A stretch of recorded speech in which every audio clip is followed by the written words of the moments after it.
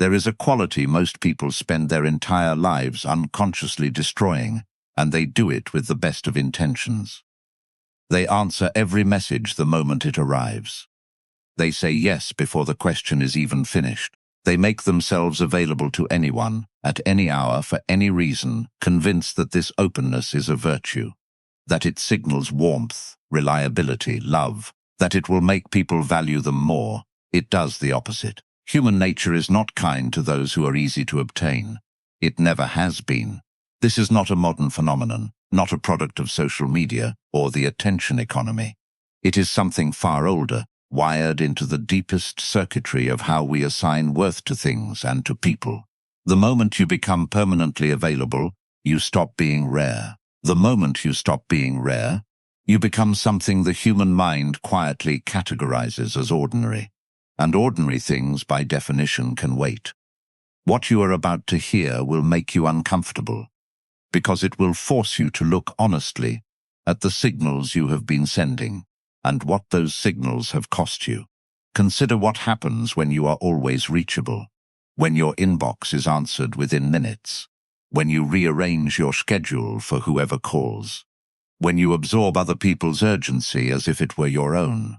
On the surface, this looks like conscientiousness. Underneath, it functions as an announcement, and the announcement is this: my time has no premium. I am always here because I have nothing more pressing to be.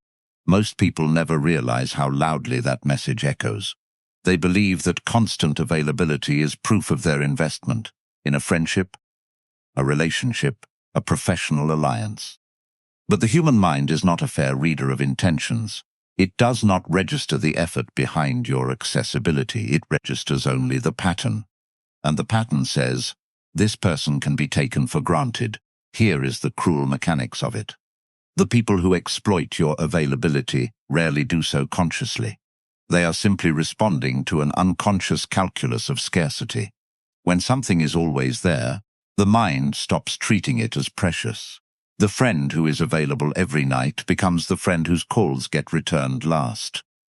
The colleague who says yes to every request becomes the one assigned the least desirable work. The partner who never withholds attention becomes the one who is appreciated least. You trained them, not with words, but with patterns.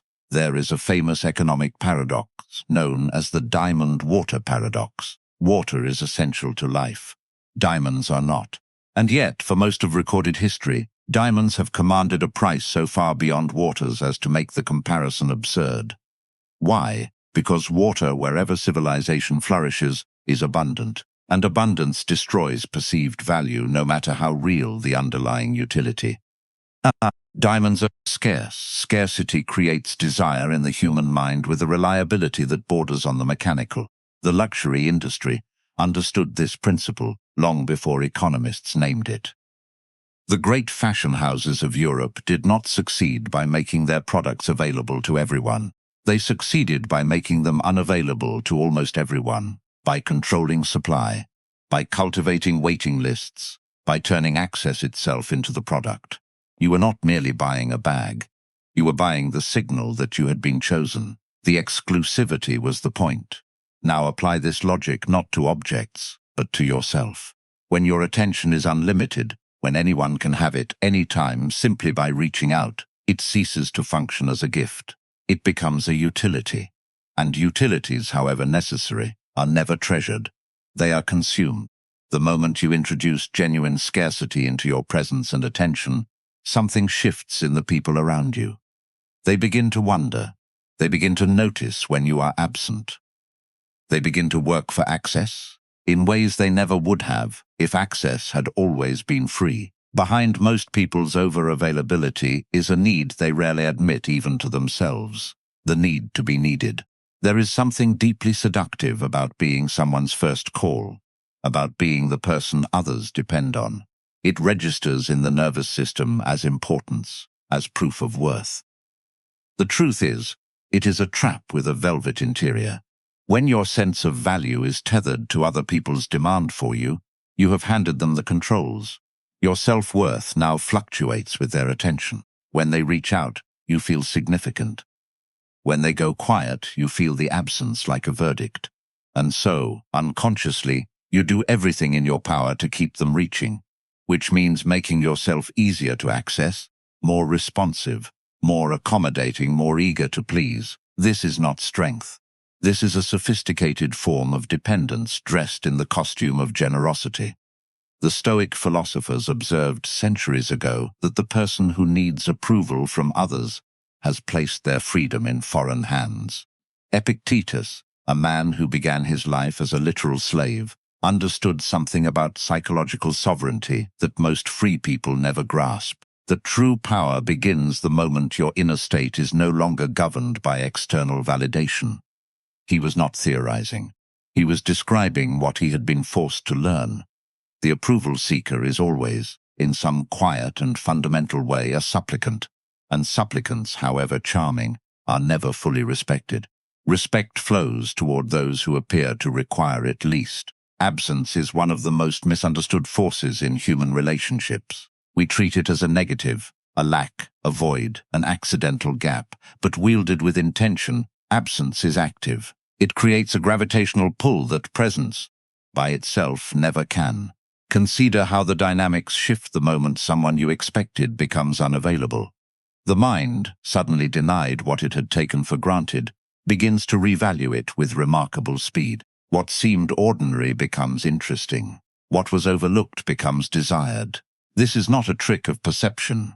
It is the fundamental architecture of human desire. We want what we cannot have, and we undervalue what we can always have. History's most compelling figures understood this viscerally. The strategist, who disappears before the decisive meeting. The artist who stops performing at the height of their fame. The negotiator who walks away from the table. These are not accidents of circumstance. They are calculated manipulations of scarcity, and they work because they align with something deep in human nature that no amount of cultural sophistication has ever overwritten. You do not need to vanish entirely.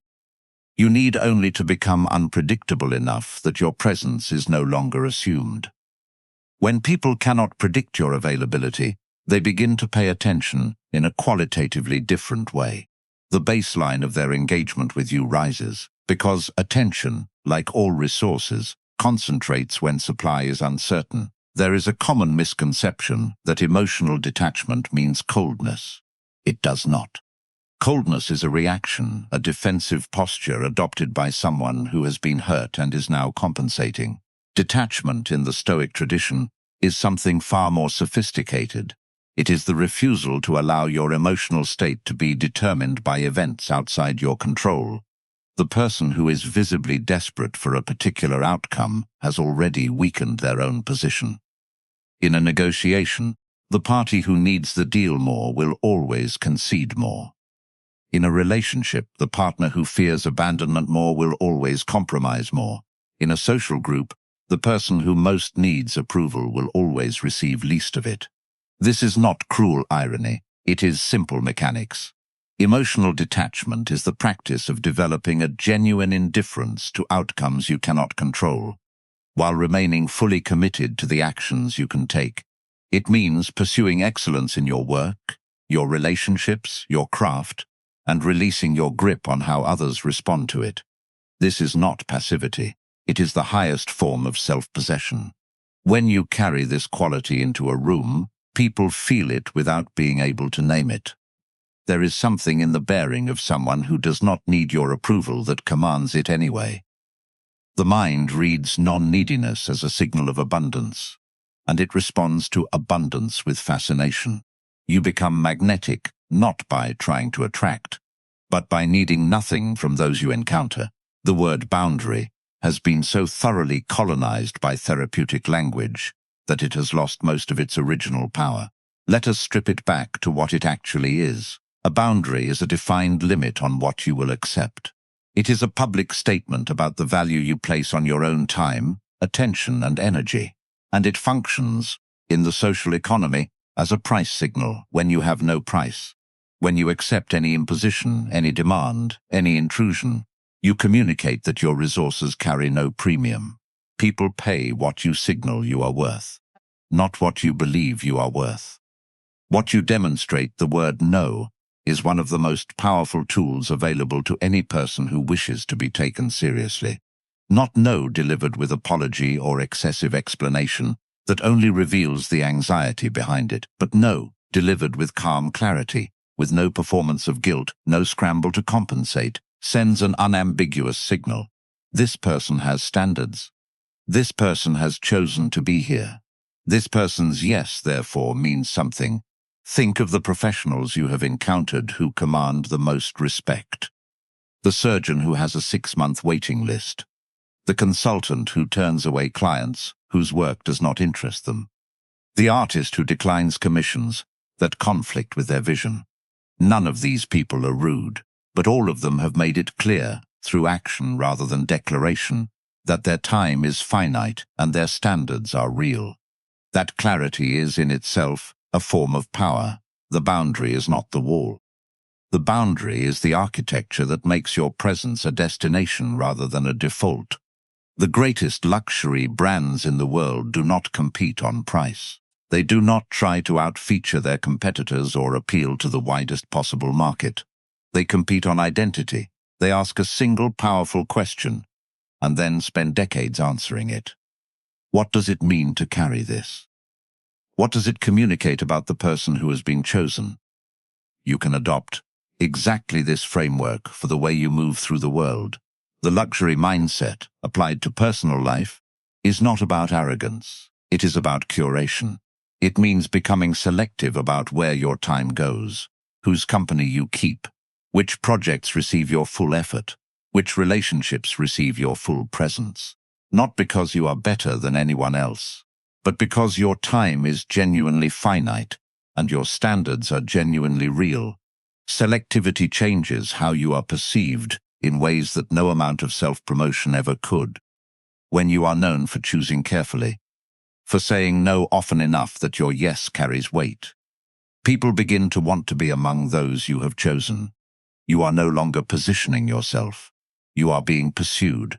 That is a fundamentally different social dynamic, and it has cascading effects across every domain of your life. The person who is everywhere is valued nowhere in particular.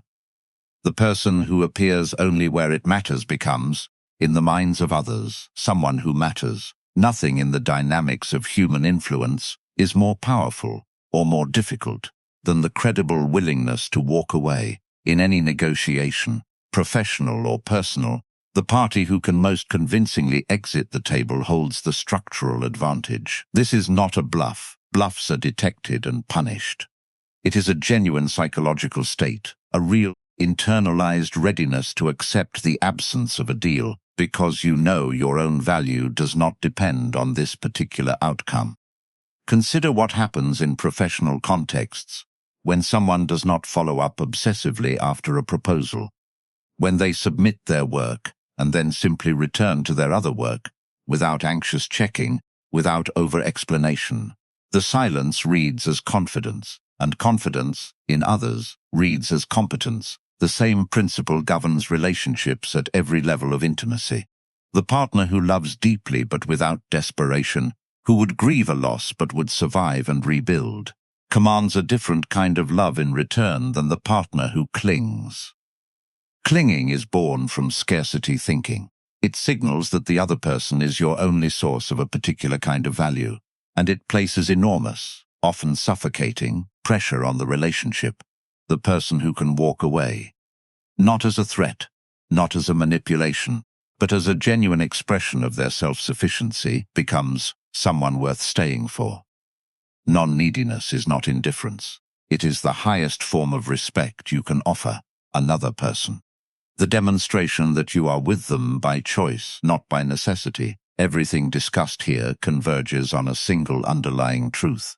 The way you are treated is, in most cases, a direct reflection of the standards you have demonstrated, not declared, but demonstrated. You cannot demand respect while behaving as though your time is worthless.